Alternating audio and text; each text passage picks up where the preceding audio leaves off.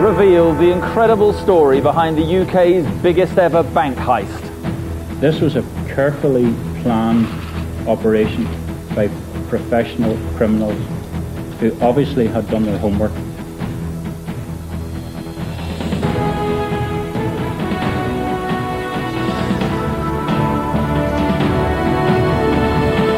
It was a mix of cunning psychology and ruthlessness that enabled a gang of 20 to steal a fortune in cash. Also tonight, Blair's Middle East peace mission. Can he succeed where everyone else has failed? Back home, the hostages held for 4 agonising months in Iraq. And miracle baby, smaller than a mobile phone when she was born, but now she's ready to go home.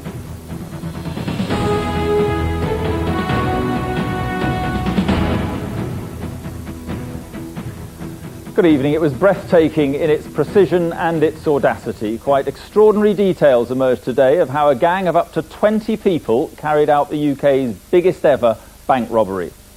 The scale of the operation was staggering, the planning almost military, the robbers themselves ruthless. They even duped their way into the house of one of the families they took hostage by posing as policemen and saying a relative had died in a car crash. This evening, detectives are examining hundreds of hours of CCTV footage taken before and during the robbery. The Northern Bank in Belfast admitted today that the gang's haul totalled some £22 million. Geraint Vincent is in Belfast tonight. Geraint. Mark, for many years in Northern Ireland we've heard stories about how fear and intimidation are used to achieve political ends. Well, times have changed, it seems. Now the criminals are using exactly those methods to achieve criminal ends. Every spare police officer in Northern Ireland is working overtime to catch these robbers. Forensic detectives this morning still searching the house in West Belfast where a family was taken hostage on Sunday night. This record-breaking heist began in the middle of rush hour in the middle of a city centre. Police described it today as a professional operation carried out by professional criminals. But they won't be drawn on whether the gang members are paramilitaries using terrorist tactics to rob a bank. One of the lines of inquiry that we are spending much time looking at is whether or not a paramilitary group was involved in the incident, and if so, which one. That still is the case, and the PSNI is not in a position here today to state categorically who they believe carried out this particular crime. The heist was meticulously planned. On Sunday evening in Dunmurry, on the outskirts of Belfast, and Loughin Island, a small village in County Down, armed men got into the homes of 2 bank managers. The families were held hostage, and one of the managers was driven to his colleague's home. The next morning, the 2 employees were ordered to drive into work as usual at the Northern Bank. That afternoon, one of them left the bank after being ordered to take £1 million to a man waiting outside.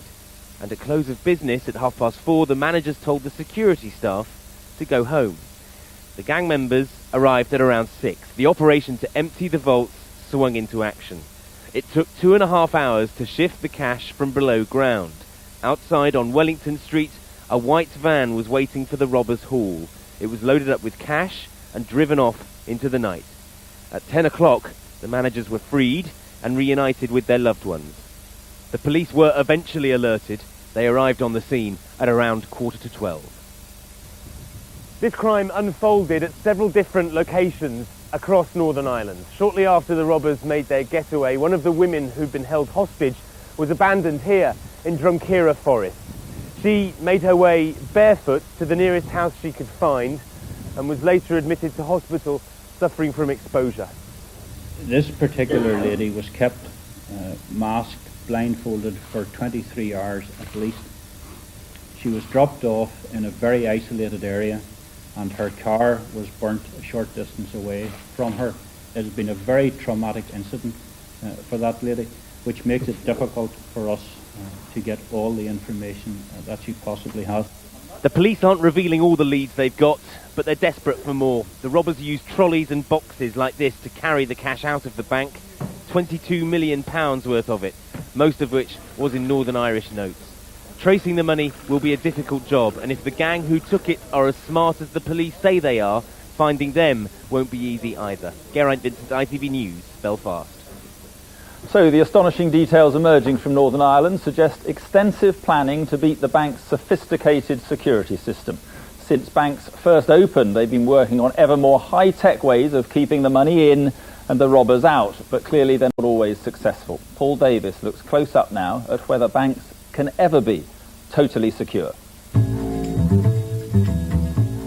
First and foremost, the Northern Bank robbery was the product of meticulous planning. You can't admire people prepared to terrify innocent families, but even the investigating police officers admit the multi-million-pound raid was carried out with military-style precision. Terry Smith has served time for armed robbery. He was once Britain's most wanted man. He says even the best-guarded bank is vulnerable if the thieves are ruthless enough. With all the security surrounding this bank, inside, outside, the only way to actually do it you would need the manager or the managers to successfully get them to do the job for you. And they ain't going to do it. The only way they would do it is if their family's lives were at stake. And you know as well as I do, if my family's life is at stake or yours, you'd do anything within your capabilities to save them. This criminal operation and others like it, reflecting the changing face of bank robbery. Thieves faced with technology exploiting human weakness. Traditionally, and certainly in the world of Hollywood, a gang of bank robbers would have a specialist safecracker to get them to this point, the bank vault, and inside it to the fortune beyond. But the introduction of time delays, coded alarms, infrared lights, so many other high-tech defences have made that approach redundant, which is why the gang that struck in Belfast adopted another ruthless route. So we're looking at least 20 people involved in this. Well, that's virtually a military operation. I think in many ways it was a blessing that the police didn't come across it whilst it was going on, because it's quite likely they could have been killed. I think it's undoubted that these people were so well prepared that they were undoubtedly armed. Banks across the country are now re-examining their own security practices, and in particular the protection they offer their staff. Paul Davis, ITV News. Let's go back to Geraint in Belfast now. This gang have pulled off an astonishing robbery. As you said in your report, getting rid of the money is going to be a lot harder, isn't it? It's going to be very difficult indeed. One expert told me today that if he was in the robber's position, he'd burn most of it and just make do with a fraction of the haul. The majority of the cash is in brand new banknotes, so they're going to be very difficult to spend in any quantity without arousing suspicion. It's also going to be very difficult to launder this money through legitimate channels, because under new legislation, if you're a lawyer or an accountant, you are guilty of a serious offence if you handle large amounts of money without letting the authorities know and without finding out exactly where it's come from. The gang is probably going to end up having to launder the money through the criminal underworld, which again is going to be a very difficult, very long process in which they're probably going to lose more than half of their cash. Geraint Vincent, thank you. Some may call it mission impossible, and Tony Blair saw at first hand today the huge obstacles to peace in the Middle East. But in an interview with our political editor, he suggested he could help bridge the gap. He said plans for a peace conference in London could bring discussion back to the roadmap for peace. Israel said it was encouraged by his offer, but the Palestinians were more downbeat. Nick Robinson reports on Tony Blair's hard task ahead as a possible go-between. It's Wednesday, so it must be Jerusalem. Here today, yesterday in Baghdad, the Prime Minister talked of an end to terror and an opportunity for peace. Mere words? Groundless optimism? Or could something just be going on? He's not long gone, but now they say his death is the cause of hope. Hope that the Palestinian nation that Yasser Arafat fought to create may yet come about. The dilemma facing Tony Blair in Ramallah today: how to show his respect without outraging Israelis who see Arafat as the father of terrorism. A simple nod of the head. These wreaths of dead flowers, a reminder that in the Middle East, life moves on. Arafat is history. Here's the one from the British government. Palestinians don't vote for a new leader until next month, but Britain and America have already made their choice. Mahmoud Abbas, could they believe, be a partner for peace? A partner for Israel's Prime Minister Sharon, who once seemed wary of Tony Blair's involvement in the Middle East, and today welcomed him as a friend of Israel at a historic moment. Once Yasser Arafat left us, I believe that there is a window of opportunity, and I'm not going to miss it. But will the pullout from Gaza be the end of Israeli withdrawals from occupied territories, or just the beginning? Mr. Sharon indicated he could go further, but if, and it's a big if, the Palestinians stop terrorism first. On the West Bank, a contrast to those warm words, long faces. The Palestinians believe that Tony Blair has been taken in by Ariel Sharon, that he has postponed, once again, the final settlement of the Palestinian problem.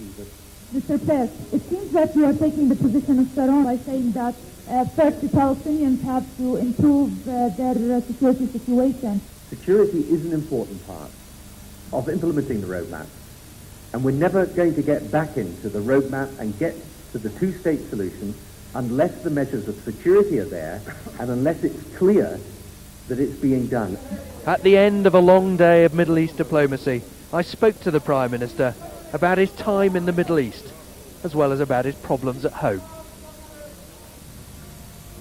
Prime Minister, isn't this another day in the Middle East when all the demands are placed on the Palestinians and none by you on the Israelis? No, on the contrary, there's one demand of the Palestinians, and that is that they do absolutely everything within their power, helped now by the international community, to stop terrorism. The demand on the Israelis is that if that happens, you go back into the roadmap process, leading ultimately to a negotiated solution with a viable independent Palestinian state.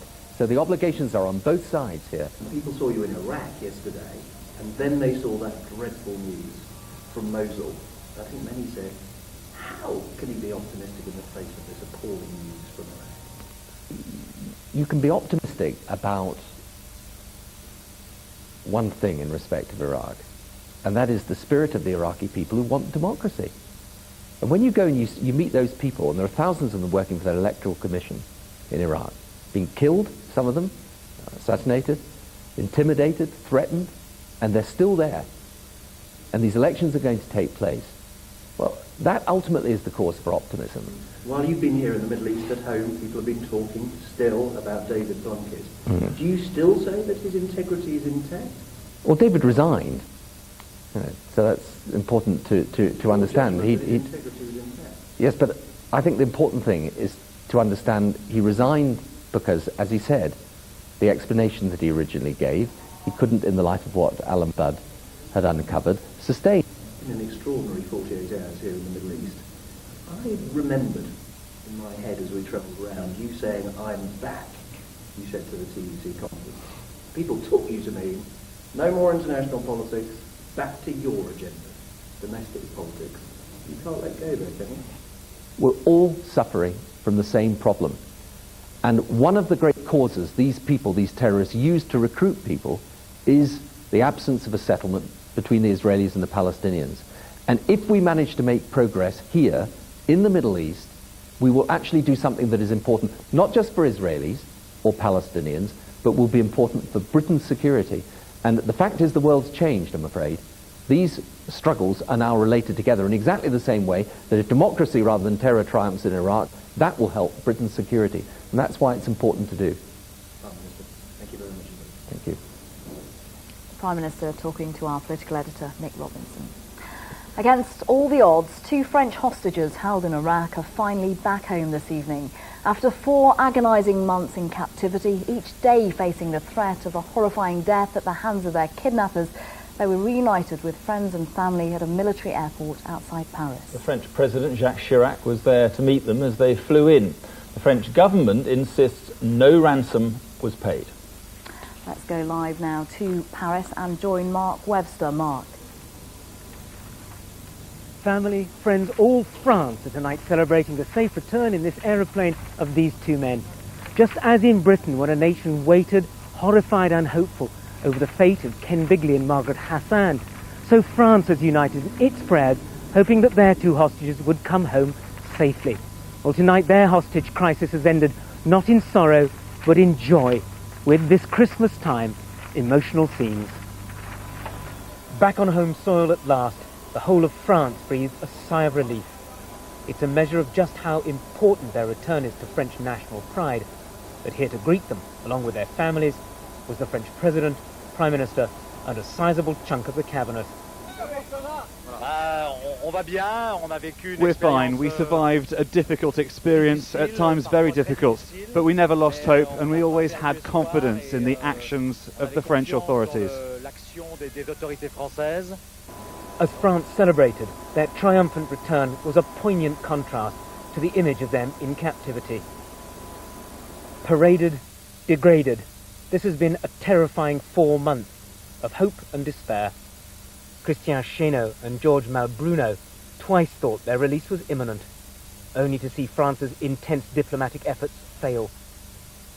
They were seized on August the 20th on a road south of Baghdad, and this was the reason the kidnappers gave for holding them.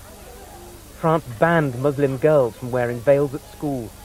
A group calling itself the Islamic Army demanded that the law be repealed. The French government refused. Their release, though, raises the question of whether, as in the case of the 2 Italian aid workers released in September, a ransom had been paid. The French government says the men were released because of the intense efforts, particularly by the Secret Service. But a major part in their freedom has to be France's consistent opposition to the war in Iraq. It seems these 2 men owe their lives to that policy. While the French hostages have much to celebrate, the most mournful statistic of this conflict so far is that since April, 120 people have been taken hostage. Of them, 1/3 have been killed. And tonight, many others remain in captivity. So many thanks.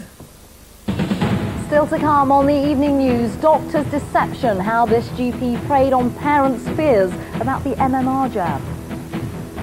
And medical miracle, the premature baby weighing just 8 ounces when she was born. But first, Emily was Peter Webster's only daughter. She died in the Berkshire train crash 6 weeks ago. She was just 14. Her father said she'd be alive now if the high-speed train she and he had been travelling on had had seatbelts.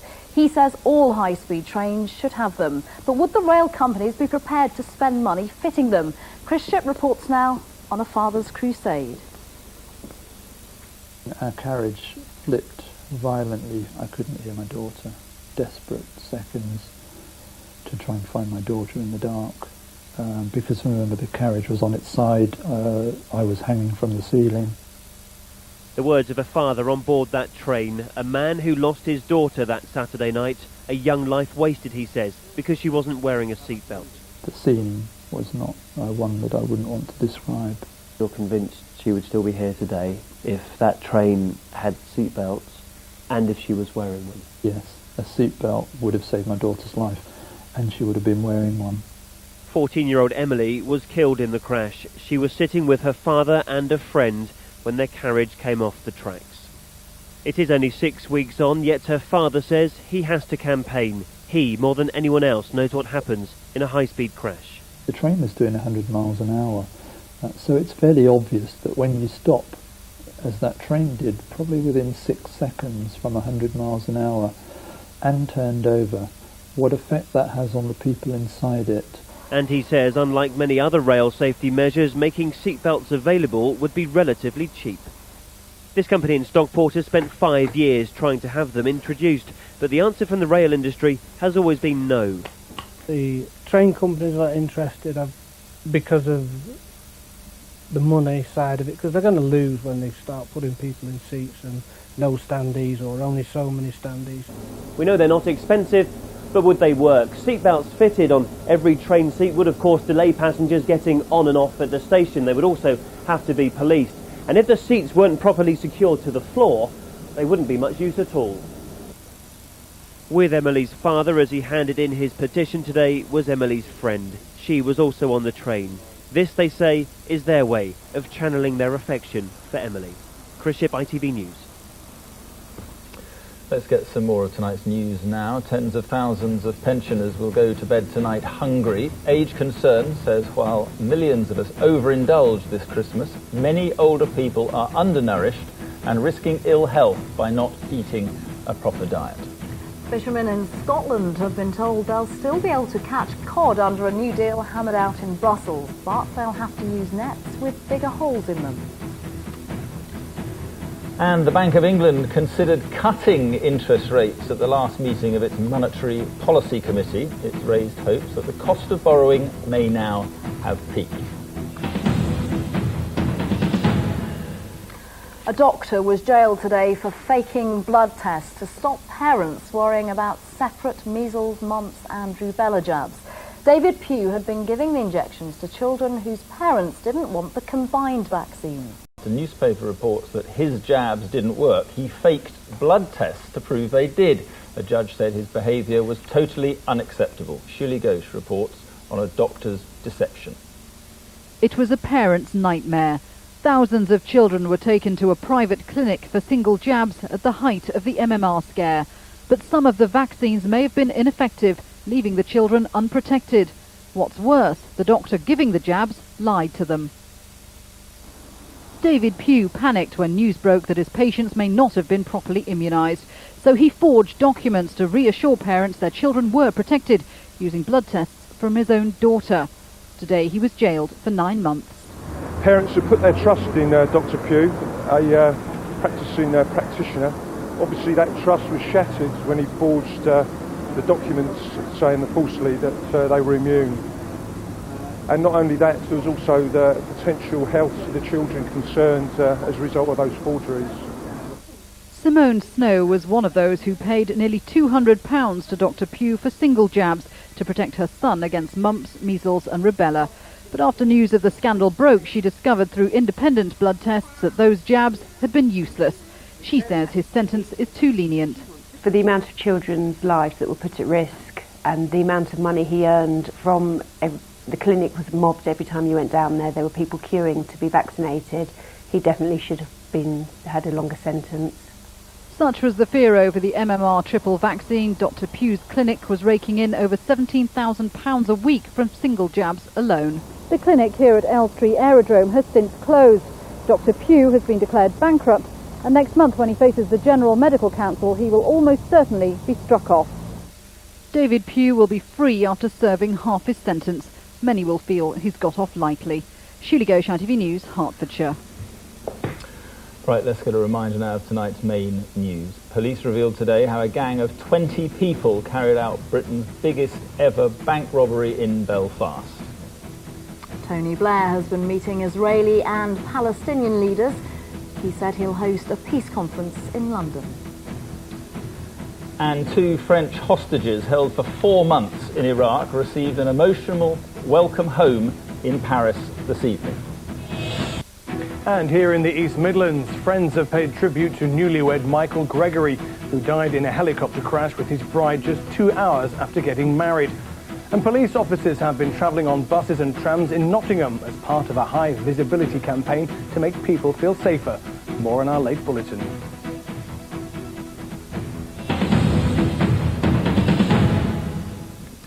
Finally, the length of a mobile phone and the weight of a can of fizzy drink.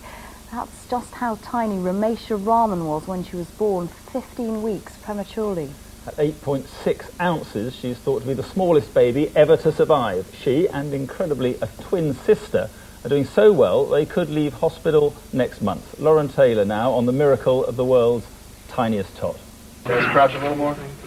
Ramesha Raman is still tiny now, but take a look at how minuscule she was when she was born, small enough to fit in the palm of a hand, and her survival has put her in the record books. One of twins, Ramesha weighed just 8.6 ounces, or just under 250 grams, when she was born, more than 3 months early. I was so amazed that, holding like this tiny baby, it's like, oh my God, I couldn't imagine. I mean, I don't have the words to say. Doctors say Ramesha is doing very well. She's now up to 2 pounds 10 ounces. But to give you an idea of quite how small she was when she arrived, at 8.6 ounces, she weighed less than a can of drink. The twins had to be delivered early by caesarean section because their mother developed dangerously high blood pressure. I was very nervous when I saw the babies first because they were too tiny.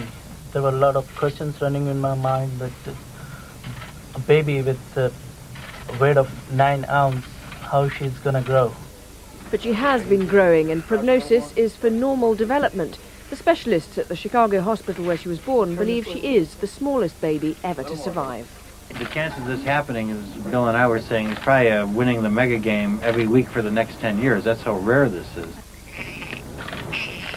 And incredibly, the tiny twins are now strong enough to be taken home within the next couple of weeks. Lauren Taylor, ITV News in the United States. Fingers crossed for them, and that's the news this evening. On the ITV News channel next, more on Tony Blair's interview with our political editor Nick Robinson and his hopes for the Middle East. Then later at 10:30, more on what could be a happier new year for the housing market, why the Bank of England is thinking about cutting rates. Join me for that, but from ITV newsrooms right across the UK and from us, bye-bye. Bye-bye.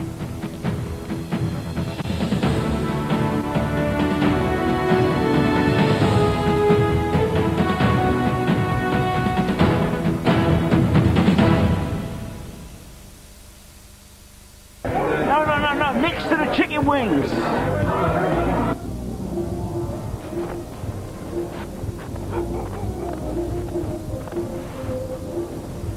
ITV National Weather, sponsored by Powergen. Hello, good evening. There's much colder weather on the way for the Christmas weekend. We'll all see freezing temperatures for the north and west of the UK, bearing the brunt of the snow and ice. If you are travelling over the Christmas weekend, do keep a very careful eye on our weather forecasts. In direct contrast today, mild westerly winds, meaning mild temperatures. In fact, 13 in Birmingham and Newcastle today.